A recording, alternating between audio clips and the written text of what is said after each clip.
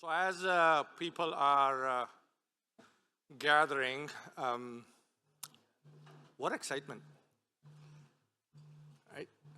For those of you who were there last night at the event, this morning, just the genomics research and innovation excellence in the room is evident and amazing. The Canadian genomics research and innovation in the room is excellence, is just absolutely amazing. Then we had the announcement this morning, then that amazing panel this morning. I think that's the Canadian advantage. That's the Canadian advantage we have. We are all proud of it. And I think we all deserve a round of applause for the Canadian advantage. Thank you. Thank you. So for those of you who do not know who I am, my name is Naveed Aziz, and I play a small part in the large genomics enterprise ecosystem by serving as the Vice President of Research and Innovation at Genome Canada. I must say, when we played that video this morning and it says the key to life was DNA, I thought it was talking about Dr. Naveed Aziz, but that was not true. But I think you will all agree that genomics is opening doors to scientific discoveries we never thought possible. In the decades since the human genome was first sequenced, we've seen a revolution in the field. But the single biggest promise in the potential of genomics is to improve the health of Canadians and all people in the world. The future of healthcare is personal and tailored, responsive to each individual's genetic makeup, environment, and the molecular reality.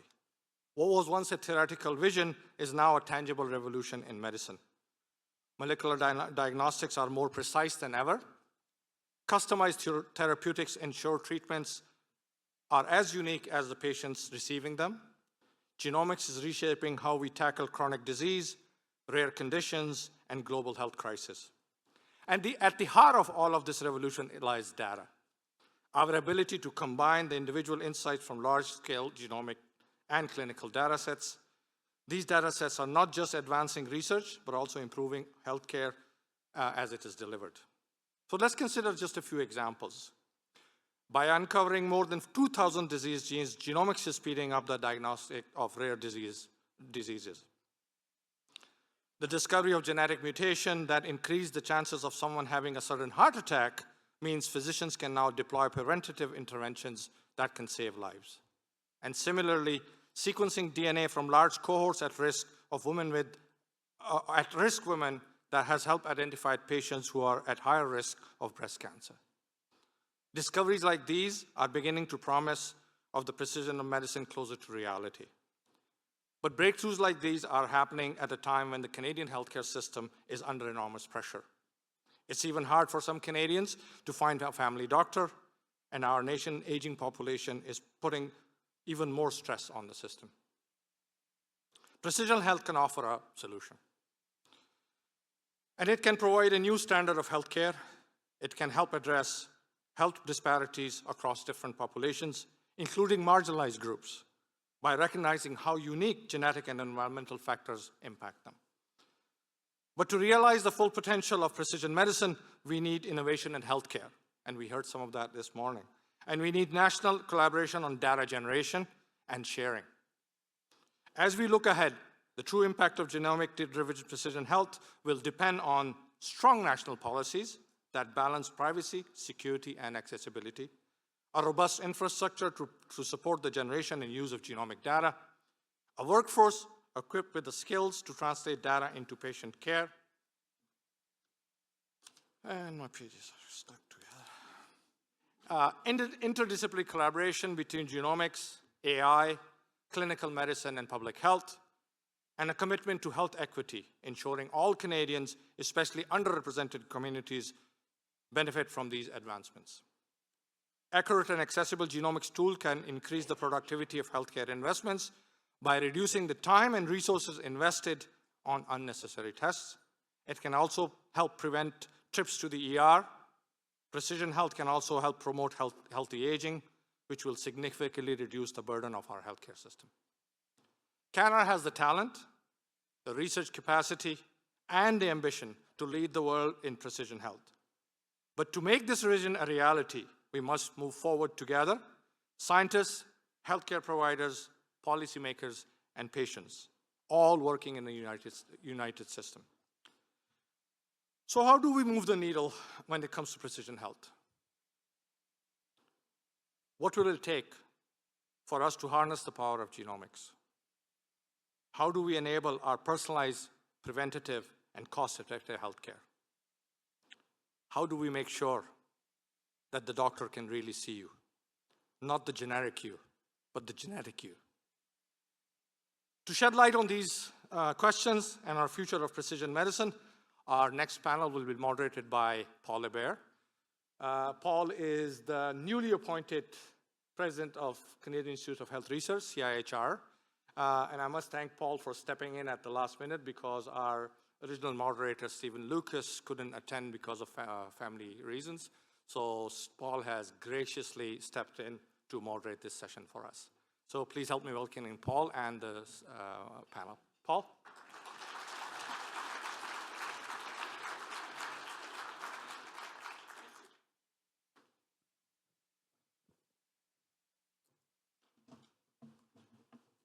Do we sit anywhere in particular? Yeah, sit where you would like. Okay. So is the mic on?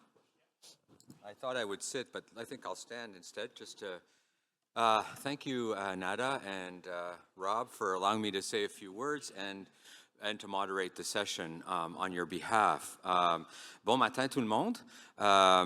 Vous allez excuser mon français, c'est un Acadien, fait que c'est un peu ça, là. Je pense à Joanne puis Pavel qui me connaissent assez bien, savent comment que ça parle dans l'est du pays. So it's a wonderful pleasure to be here with all of you this morning. And I'm going to start by introducing our panelists in no particular order, except there's an order. Laura Burr, who's a professor and project lead that I'm sure you guys know from the Silent Genomes Project. They will do more introductions on their own. Dr. Upton Allen, who was my boss for a year, who's the head of infectious diseases at Sick Kids, so we know each other. And next to him is Nada Jabado, who I've just met, a professor and pediatrician and hematologist oncologist at McGill and I assume the Children's Hospital. And Catalina Lopez Correa, did I get the name right? Did I get the name right? Oh, I got the order wrong, sorry. The Chief Scientist Officer for Genome Canada. So it's really wonderful to be here, and I should acknowledge that it's both CIHR's and Genome Canada's birthday, our 25th anniversary together. And just like Genome Canada, we have together created significant impact. And Nada and Andre Picard last night gave you a number of examples where our work in genomics, proteomics, metabolomics, all of the precision medicine stuff have really created new understandings of mechanisms of disease that we didn't know before, so we understand ourselves, our environment, and everything around it that's living better than we used to. But just as importantly, we've created new products and technologies in Canada, and to some extent, we've taken advantages of that, assuming it didn't go down south first, but that's another story. So we have a rich history together, and one of Nada's clear points was we win in Canada because we collaborate. We have to do more of that. And my hope is with CIHR and taking that on, that we, CIHR and Genome Canada, move ahead together as key strategic partners. And I expect that's what you hope for too. And I heard it repeatedly from Rob and from Nada just now in terms of his opening comments. One example I use is that one hospital in Boston, I was telling, I think, Andre yesterday, spends over $1 billion a year in research, which is not too far off my budget every year. So the lesson there is you can't outspend Americans, but we certainly can out-collaborate them. And the way we work together will, I think, forge our future. What I really appreciated last night when I heard Rob speak, and speaking to a lot of you, is how you've developed collaborative relationships between your partner organizations and the rich partnership that we enjoy with CIHR and others in the ecosystem. Your universities, your institutes, the private sector, as illustrated in the meeting before. So this matters to me. It's affected my life personally in all kinds of ways, whether it's the new drugs that my first wife had the privilege of having, or with some of the newer medications that we now see and that I've had the privilege to use as a healthcare practitioner. And that's about all I'm going to say, except that there's more work to do. My hope is that your community drives us forward in many different ways, and I look forward to meeting as many of you as I possibly can, and to be to help you achieve what you need to achieve together. And I think we can do that by aligning a number of our programs all the way from the bench, the test tubes, all the way, as Nada just said, the delivery of services and products to Canadians and better health. You guys understand better than most, for many of you, that that journey is not a linear one, and it requires a lot of work. Some of those things that we have to do together require a lot of interprofessional development and support, and certainly incentives to collaborate, which we will be looking at, I expect, together. So with no further ado, I've introduced the panelists. I'm going to sit down and start asking them questions.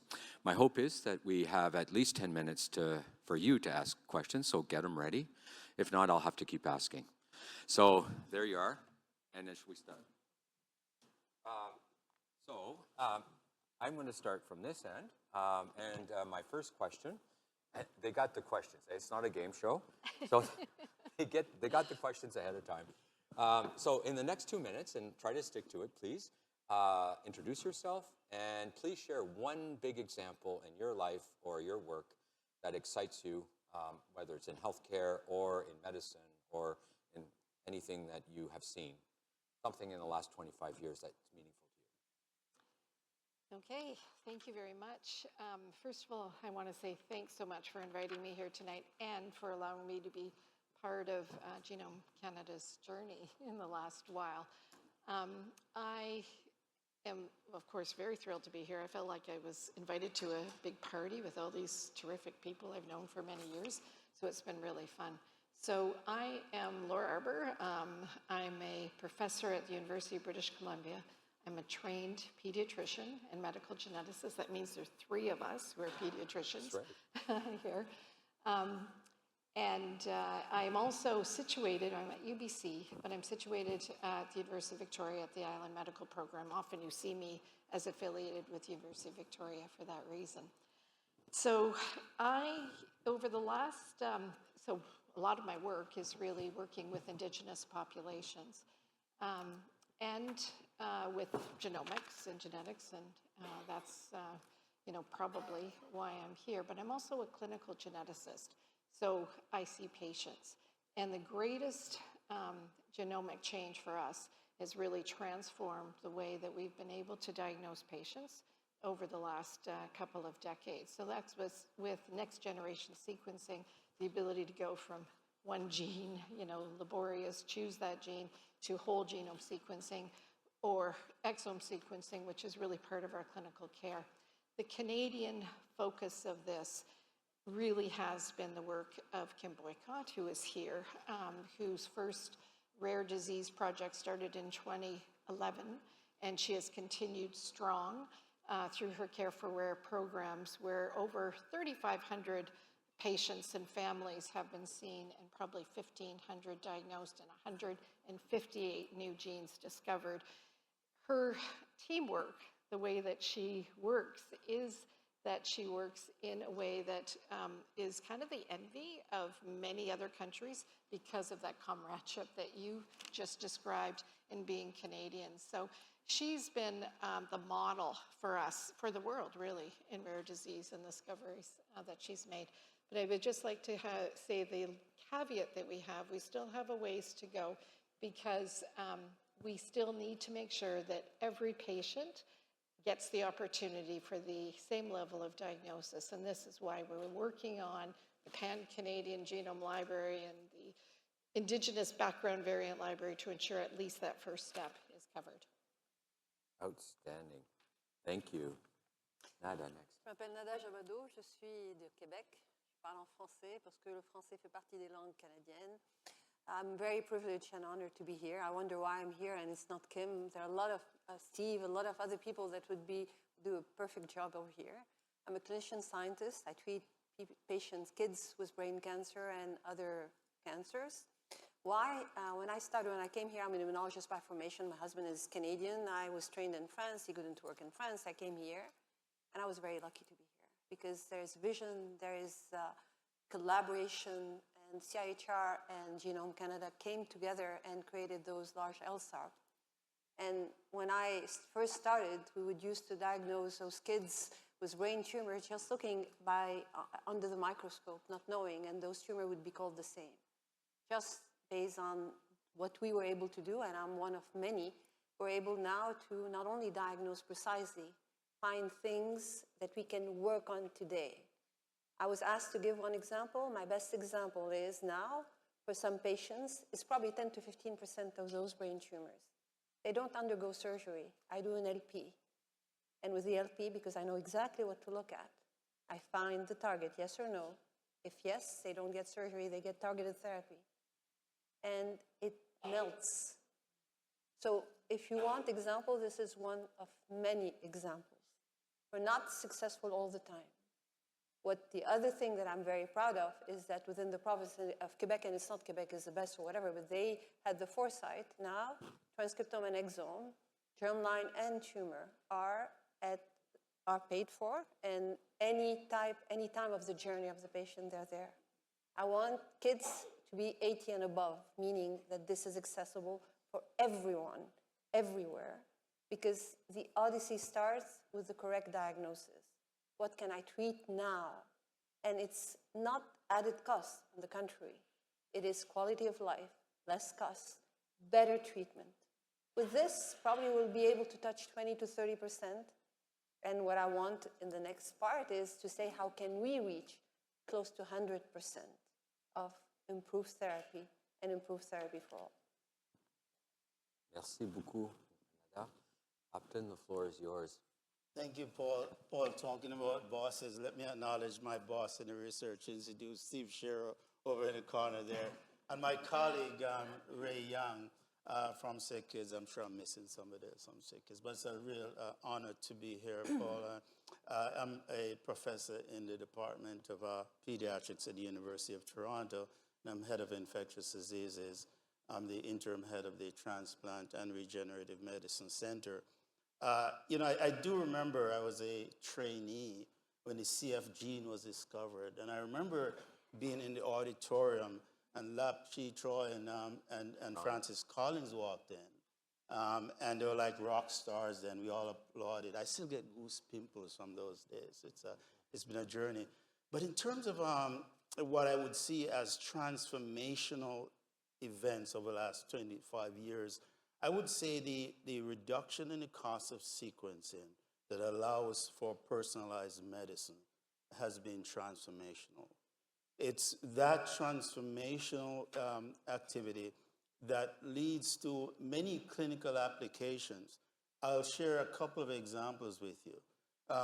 Take somebody who has received a new organ, a kidney transplant. If I, as a black person, receives a new kidney, and you, my friend Paul, receives a kidney as a white person, and we get the same level of immunosuppression, there's a chance that I might reject and you might not. And it's the pharmacogenomics of the situation that we're now getting to better appreciate that it's not a one-size-fits-all approach at all. So you're seeing the emergence of those types of clinical applications that are really transformational. We've seen the more targeted approach to the treatment of different types of cancers, which has also been transformational. Examples that I use often is to say, well, you know, it's amazing to see in my journey as a trainee and then as a faculty person at SICKIs over the last decades or so, to see the treatment of certain cancers using a Canon in the early days versus a laser in current times. It's just been amazing. So those are, I would say, represent the transformation. This is so inspiring, all the three of you. Thank you. And the next. Yes, so Catalina Lopez Correa, is a pleasure to be here to talk as a scientist, as a funder, and also as a patient. So with 25 years of experience in the world of genomics, moving from one genome center to another genome center to Genome Canada, I was not prepared at all to enter the healthcare system and to be myself a subject of research. I was diagnosed with breast cancer in April 2023. That, of course, was a big shock, but it was not my first encounter with cancer. My first encounter was in 2016, when my dad was diagnosed with a glioblastoma. We had no sequencing, no access to biomarkers, no nothing. He died in 3 months after diagnosis, and that left me almost, paralyzed, silent, and it was really hard. But then 7 years later, when I was diagnosed in April, I really had the fortune to benefit from all these wonderful advances we're doing in genomics. I had an oncotype DX, which is a profile of my tumor, that guided the oncologist to decide that I needed chemotherapy. So that decision was based on the molecular profile of my tumor. Of course, I went through chemotherapy, all the pains, all that, but I was, back and sure and convinced that that was the path to follow. For that test, I entered a clinical trial, so that was covered by the healthcare system. But then I wanted to have the hereditary cancer panel. I had to pay out of pocket for that test. And I had, in principle, a negative result that in reality was a variant of unknown significance, meaning that my Latino genome is not represented in international databases. Nobody knows what that variant is because there is no Latino genomes that are in those databases. I have got lots of opportunities, microbiome, I got a whole proteome, I got all kinds. I'm a living lab, I'm getting all kinds of tests. The most exciting one now is that I'm part of the personalized oncogenomics. When I was at Genome BC, I had the opportunity also to support with Genome Canada, Genome BC, that project, be part of the Marathon of Hope. So I think I'm a success story for genomics. My decisions, my clinical path has been guided every minute by all the advancements in genomics. So I thank you all for all the contributions that are saving lives. What a wonderful way to finish all of these success stories. So thank you for sharing, Catalina. What I get out of all of this is that not only have the discoveries been important, many of which you illustrated both in rare diseases and in other fields like cancer, but Canada's diversity is also helping us. It's one of our strengths, right? We're able to work with our populations in ways that others can only dream of. So that's been clearly illustrated here this morning. So my next question to all of you, and so thank you for all of that, is if you were to think of genomics in our future, what is one area, what it is for you, that we should prioritize? Whether it's to improve the patient journey or whether it's to focus on our discovery pathways or health economics or anything else. What would that be for you? Catalina, we're going to start the other end this time. Why don't you start? Well, I will go with 3, but really quickly. So What's that? I will go with 3 instead of one area. I'll touch on 3. So I think Yeah. Upton The mentioned. rule of 3 is good. Yeah. Yeah. Alan Bernstein was telling me that the other day. I have 3 things. You've got 3 things. Good. I got 3 You've things. got 2 minutes. I'm good with 2 minutes. Upton mentioned that we have, gone, and it's real. It's true. We had gone from, $1 billion a genome to what Illumina says today, $500 a genome, potentially $100 a genome. But it's still expensive. It's still expensive. I'm still fighting the system as a patient to get the circulating tumor DNA. I haven't been able to get that test. That's on my list of priority tests for me to get to follow the potential for recurrence, the full recovery, and what you say, cancer-free. That's the test I will say if I'm really, truly cancer-free. Guess what? That test, $6,000 US dollars. So we still need to get down in the cost of genomics to be able to have an impact in real life in patients. The other thing I will say is education and creating awareness. I was lucky enough. I had a clinician that is passionate about genomics. She's leading genomics at the BC Cancer Agency. She's all over this. She helped me enter the personalized oncogenomics. But I heard so many stories of family doctors, even oncologists, that are not fully aware, don't really know how to use, when to use, where, to give a patient a test, even for patients with long story, family history of cancer, they're not getting an hereditary cancer panel. So we need to work on the education and awareness. And the third one, I will say, diversity. My Latino genome is not represented. That's big, because that means the care of all of us, like Asian genomes, African genomes, Black genomes, Latino genomes are not represented.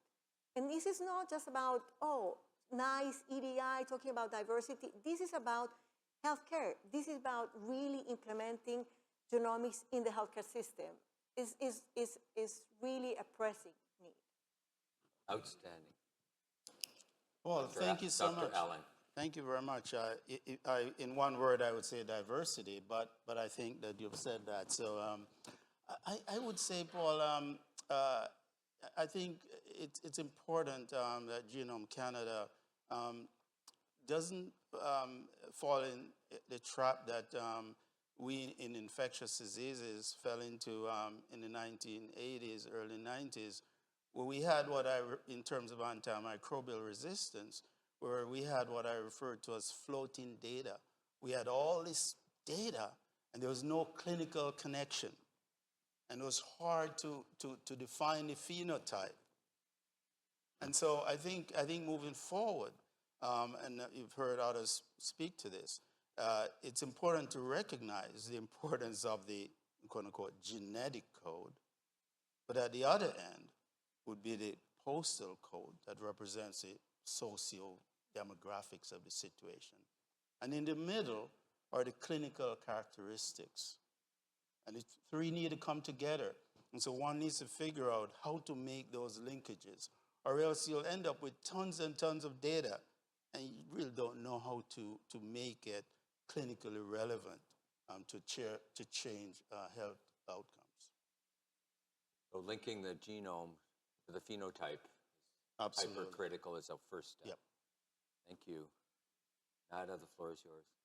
So I'm not going to use the 7 number that the elders have. It would be interesting, but I'm a clinician.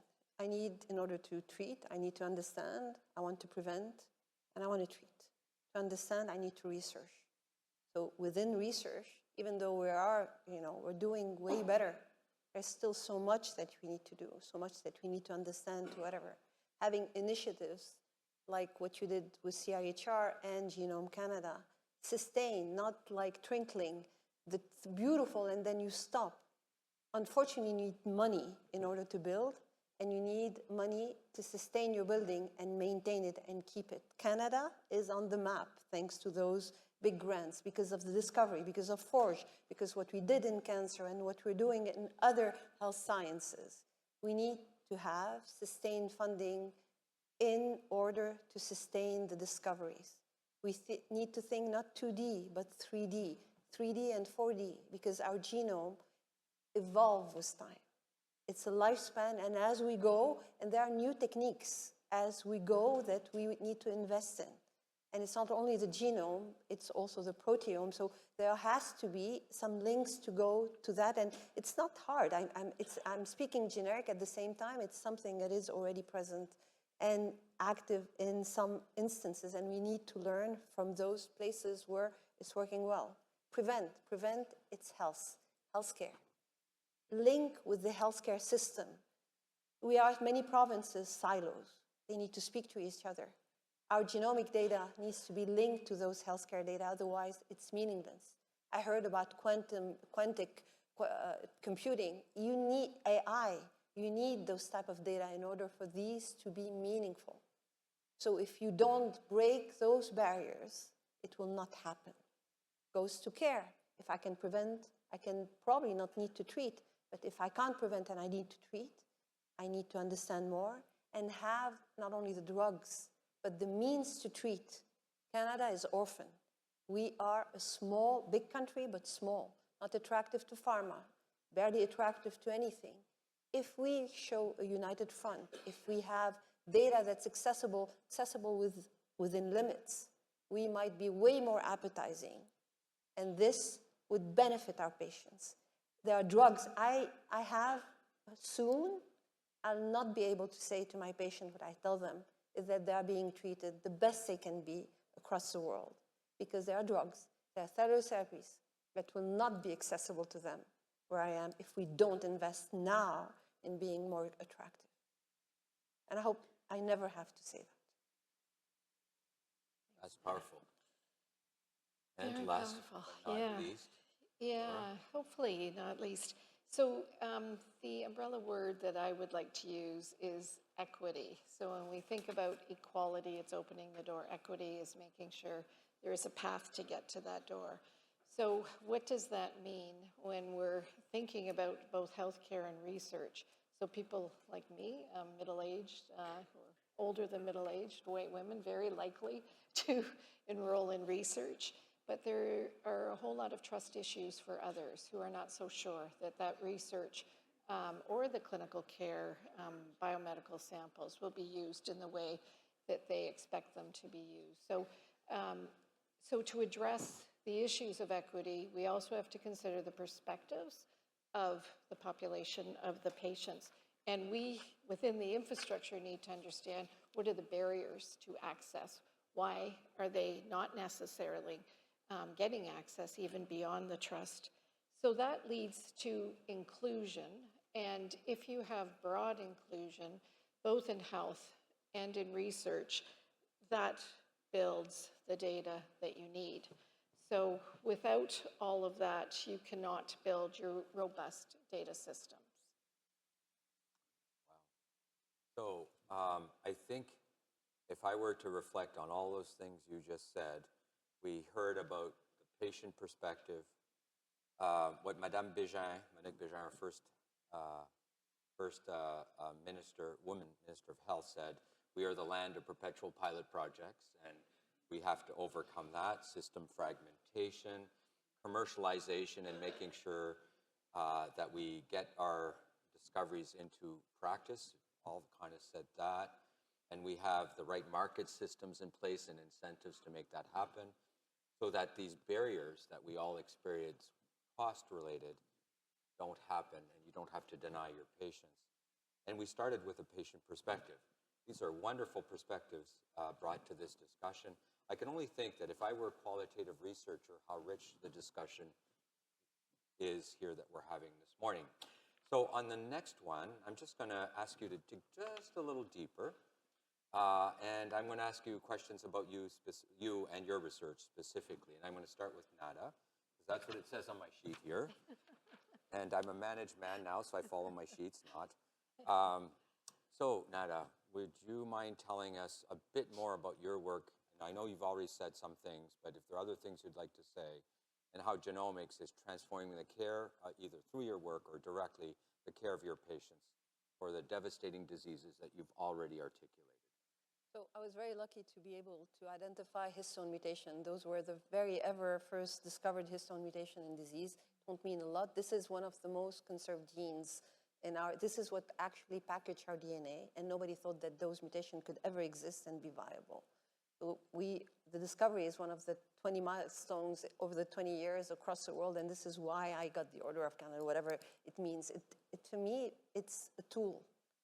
Understanding is something that, and the beauty of research is that you start, and sometimes for glioblastoma or anything, you start by understanding what is the language. You understand the alphabet, you create the word, and you create the language. And with those histone mutations, this is exactly what we did. And we are now at a point where, from having nothing to offer, there are multiple things that are getting there and hopefully will make 12 years later impact on the patient life. The reason why I'm saying that is that some discovery are immediate and others will take time before we can translate them into something meaningful at the bedside. And people have to understand that. Not everything is immediate. Genomic, even it's a beautiful tool, cannot bring miracle answers. They can for some, but oftentimes it takes more time than that. Beyond cancer, because I started working on cancer, we discovered neurodegeneration. We're thus discovering ways why those actually histone mutations are linking to a lot of other genetic diseases. I used to work in the rare disease, and I collaborated a lot with Kim, who matchmaked me with other people based on gene that we had uncovered. It is impressive what you can do. It is even more impressive if you work as a community and you have the means to follow, because you can provide answers. And this is my plea. Just make the people understand that some discovery will take a little bit longer before they translate to the bedside. And it's not because we are lazy and we don't. It's just that the need to understand better is crucial. Second, sustain the funding. And third, continue creating a community and equity in this. That's very powerful. So what I'm getting out of this from you guys is the way you tell your stories, we have to tell our politicians, because it's critical in Rob's job and in my job to capture this information so that we tell them. We need to tell actually everybody around us. Our politicians Well, only voters listen and politicians, to the people that vote for them. Thank you. Your point's well made. My point is we have to be telling these stories and telling them in such a powerful way, the way you just did. Catalina, the floor is yours. With such a unique perspective, both as a scientist and a patient, perhaps you can tell us how you see the world. It says here from a jurisdictional and physician readiness perspective in technology. So the floor is yours. Yes, thank you. So I mentioned already the challenges around education, but it's beyond that, there is an overall challenge around access and the variability in access in the different provinces. So now, of course, since my diagnosis, I have been in touch with breast cancer patients all over Canada. And you will not believe how much difference is, or how different the care is for cancer patients, even though there are basic protocols, there are basic clinical guidelines for breast cancer, but how some patients will have access to tests in one province, not in another province. New medications are available in one province, not in another province. So to your point, Nada, also on data sharing and the ability to really harmonize the practice, I think that's a big challenge we have with this interprovincial variability and the challenges some cancer patients are facing to access genetic testing, genomic testing in different places. The other aspect that I think is critical is, as I mentioned a little bit, the diversity. The diversity is just beyond just collecting diverse genomes, is really embracing that at a whole different level. And, you know, when we were making the announcement this morning, there was a mention, and we say that cancers see no economic boundaries. You can be rich, you can be powerful, you can still get cancer. But guess what? You can be, you know, rich and powerful, you get cancer, and you might like get access to all the genomic testing you want because you can pay for that if it's not covered by your healthcare system. So that's where the disparities and the inequities start. I have also encountered during this journey many women that live in remote regions, that live down, you know, in colleagues, friends from Latin America that have no access to any of the testing. So we have a lot to do in terms of the equity. So the access in general, interprovincial variability, but also the equity, that your access should not be defined by your postal code, should not be defined by your economic means. We should all be able to access genomic testing at the same level. Thank you. Clearly, funding and will continue to be a big issue, and you've illustrated that very well. The problem we're going to see is going to become much more of a problem in our future, because the more and more you get precise, the harder it's going to be to fund. The drugs get more and more expensive because of the market strengths or the market pressures that are under us. So overcoming that is going to be a huge deal. It's going to create no end of barriers. So thank you for illustrating it in a very good way. Upton, you've been at the forefront of genomics and the work you've done over the years. As you see advances in the treatments and disorders that you see and that you care for, how do we make these more accessible to the broadest perspective of Canadians? Think you, especially underserviced communities, and as we think through inclusivity and equity. Well, I'm going to be brief. I see where we need to do some Q&As.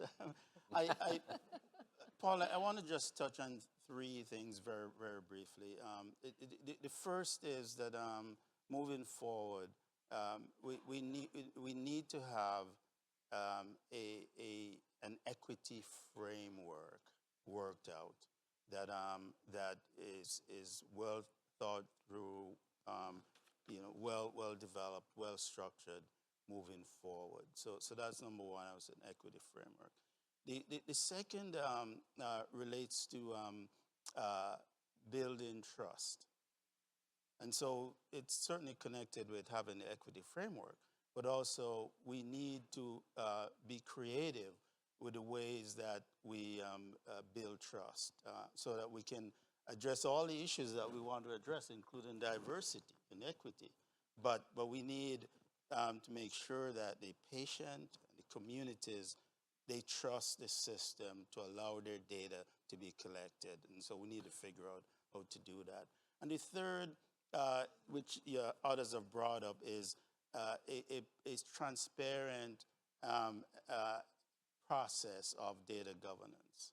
We need to make sure that that's all carefully worked out. I'm not saying anything that others haven't said, but those three things, we just need to carefully march forward in a very deliberate way on those three issues. So you're starting to articulate a series of principles that we ought to abide by, and I heard trust, equity, diversity, transparency. Underpinning all of it, I think, is that data has to be seen as a public good, and those principles clearly would underpin that. It's quite clear that in Canada we don't see it that way, isn't it? When you go to the United Kingdom, it's very different. They see data as a public good, and because of it, they're able to do things we can't, whereas we see it as something to hoard, whoever's doing the hoarding. So thank you for illustrating that, and perhaps underpinning these principles will be something Genome Canada and CIHR can engage in. Imagine that. And Laura, your turn. Okay. So I was asked to think about what steps can be taken Sorry, What- I missed my cue there, didn't I? What a moderator. Fire me. It's I good. can do both. Yeah, I thank can you. do- What steps can be taken to honor data sovereignty? These are probably steps, especially Indigenous population, but these are steps that actually can be used as models for other data sovereignty and trust building. So I would say the steps that have already been started here is with the CIHR, with Genome Canada, with the genome centers in the understanding that Indigenous data sovereignty is important and is something that has to be followed through on. I was very impressed by the call for applications for the Canadian Precision Health Initiative that stated clearly that every applicant had to provide their plan for Indigenous data sovereignty. And so why is that? So in 2021, the United Nations Declarations for the Rights of Indigenous People were enacted into Canadian law. So this becomes a rights-based argument. So this rights-based argument is very important, that Indigenous people have the right to govern and understand where their data is, how it's being used and where it's going. And this includes genomic data. Article 31 of UNDRIP is genetic and genomic resources. So that is all under the rights space. So how do you do that? How do you actually kind of manage that balance of open data and governed data and, you know, Indigenous rights and all of that? And that is the challenge. And that's what we've been working on with the Silent Genomes Project in the last 7 years, to really understand, can we do that? What are the solutions that do that? And I would say with a ton of hard work and a whole lot of people that are of like minds, that you can actually do this. You can see how it can fit. So with our Indigenous Background Variant Library that was just released, which is going to be a component of the Pan-Canadian Genome Library, there is an option for Indigenous people to be able to utilize that as a safe place where there is Indigenous governance for the variants, which are now available to clinicians, so patients can benefit. And also if research comes from it, there is Indigenous governance to be able to review what research comes of it. And we live by the principle that we are the stewards of the data. So that those are some of the steps that can be used. And in fact, if we can show it can be operationalized, then it can be operationalized in different ways for others. And we need to step out of the box, because sometimes things are not so efficient, but they work better if we're thinking outside the box. Thank you. Sorry I didn't give you your cues properly. That's okay. And what I really enjoy here as part of this discussion is that one of Canada's superpowers is our ability, well, what's becoming our ability to engage Indigenous populations in the way we do. What I always wonder about is, if that's what true engagement looks like, why isn't it that we're not using it more everywhere else? What do you think? Do you want me to answer? No, it's okay. I was going to I let the can. audience. But you know, the whole social engagement mantra of nothing for us without us is nothing about us without us. Yeah. is a good frame to think about as you engage almost everyone in that thinking. Although rights-based engagement is different than equity, as we would all think through. Listen, the floor is yours. We shortened our time a little bit. When I say the floor is yours, the floor is the audience's. We have about 6 minutes and a bit left. So, yeah, absolutely. I'll actually stand up for this. Okay. Speak loudly and I can, oh, there we go. Someone's going to run around with the mic. Thank you, sir. Thanks very much. Excellent panel. I agree with all your comments. But just to challenge just a little bit, I mean, one of the concerns sometimes I have with conferences in Ottawa is that the conclusion always is that government needs to do more, right? That's like 100% of conferences that take place in Ottawa.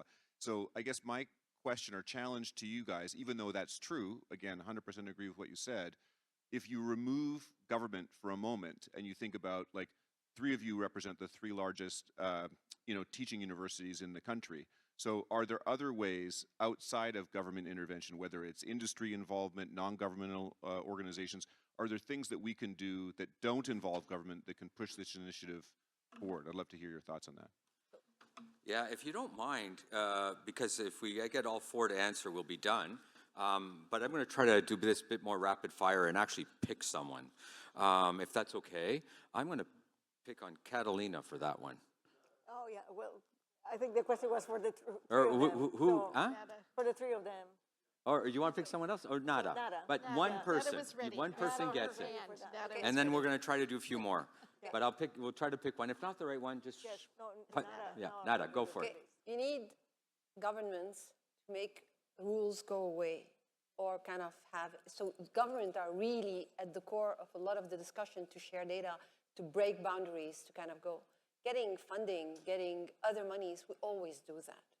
I think it's part of, I'm not all the time looking, if I was all the time looking for Genome Canada or CIHR funding, I would not be where I am, and we wouldn't, and a lot of us are like that. It's partnership with industry. We are, you know, when you have an idea and you want it, we are good. But the government are very much needed because you want research to be not only oriented to what industry wants, but also to break barriers and make rules for things to be shared. There was one thing that was said, is that in the UK, they consider data as a common good. We need the government to understand that this is true and to share it, and we need to share it with the population. Well, yeah, that's not just government's issue. No, but That's they scientist have to issues, no, but that's institutional issues, that's government issues, government that's everything. create rules right? to again, if you Yeah. want to hide data, if you want to, it's a lot of time under their Yeah. umbrella. So what I would say to that is that's true, but it's a social value. So it's actually transforming the way we think of how we port our own absolutely true. information across the whole system. Governments have a huge role to play. Actually, so do institutions, it turns out, isn't it? Everyone. So I couldn't agree with you more.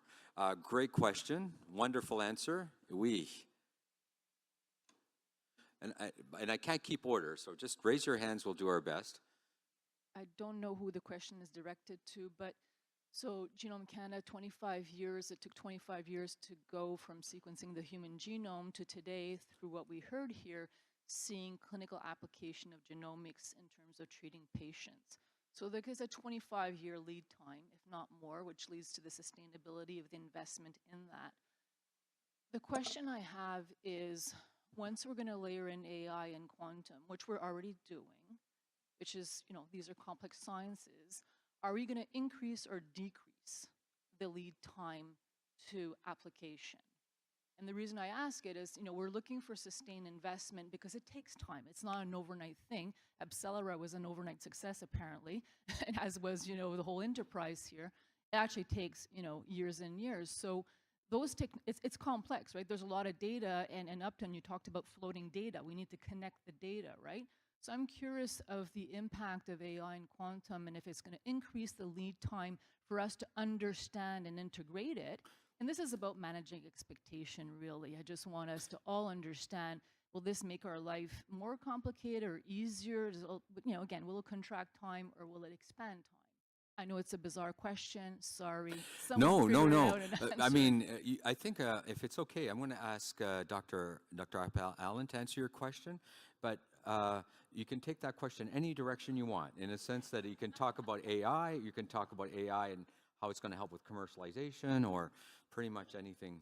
No, I think it's a really important point. There's no question in my mind that AI will facilitate a closer, a shorter time to create overlaps between the three circles that I left in your mind. See, the genetic code, the postal code, and the clinical characteristics. I think AI will bring those together more in a more rapid way. But unfortunately, that's is not the full journey. The full journey requires that the communities have to accept the results that we generate. And so we can do all we can to shorten the connection between those three rings, but we still need to be able to implement that, to translate that in a way that communities will embrace what we want to do. If not, you will still be challenged with what many of us have alluded to, where we have made tremendous advances, but unfortunately, it only focuses on one one section of our society. And so it's really important for us to go that extra distance. Yes, AI will bring us together, but that's not the full journey. I hope I'm clear on that point. Yeah. Thank you, Afton. This is our last question. Dr. Ahmet, la parole est la tienne. Well, thank you very much. Thank you very much for sharing this. But also congratulate the panel, and all the panels were beautiful. I really enjoy it. My question is that we got a great news this morning that there is going to be more money for what we are doing, and we get a great news throughout the day that there is a capacity in Canada to do it. I just wonder if there is no need for a more attention at the level of institutions and scientists, how to handle the fact that the scientist is going to go to commercialization of what he discovered, how the rest of the academic community is going to look at that. I think that harmonization, at least in some universities, is not complete in that area. Yeah, in a sense, you're linking panel number 1 with panel number 2, and the issue is scale, spread, commercialization, transformation of practices.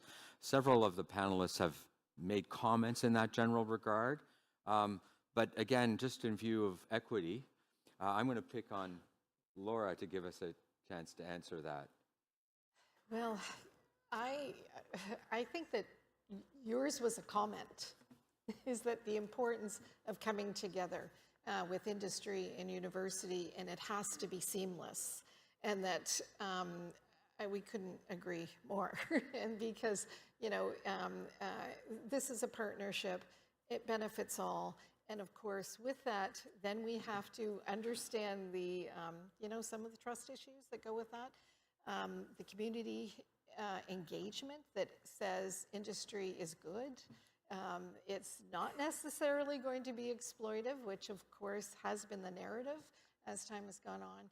And I think where we don't do a good job is with public engagement. And I know you've mentioned that several times, but when I think about about the UK and the acceptance of this as a resource, how much effort was put into massive programs on engagement before any of the genomes started being sequenced. So this was a massive upfront perspective that people said, yes, this is going to be good. If we're not doing that, how are people going to know?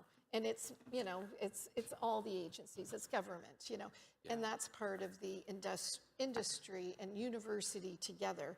We need to be able to do a better job with that. That was a wonderful answer. Oh, thank you. So, listen, we're 2 minutes over, and there's lunch over there. So, what I would say is, I'm truly humbled to be here today amongst this austere panel. We've heard a wide variety of interesting. Just hope someone's keeping notes, because there's certainly stuff for me to do or think about for sure. So, would you mind thanking them all for this wonderful discussion?